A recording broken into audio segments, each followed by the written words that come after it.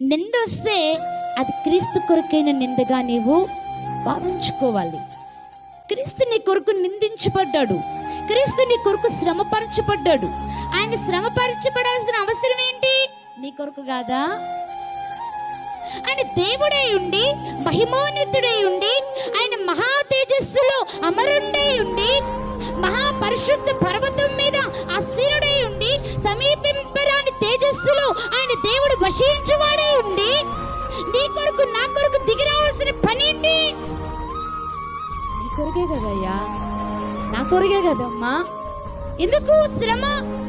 ఎందుకని అంతగా నలగగొట్టబడ్డాడు అంటే, నీవు ఏ నిందలైతే ఇతరుల మీద మోపుతున్నావో అది నువ్వు ఇక నుండి మోపకూడదు. ఎవరినైతే బాధిస్తున్నావో ఇక నీవు బాధింపకూడదు. నీకు రావాల్సిన శిక్ష అంతా కూడా ఆయన మీద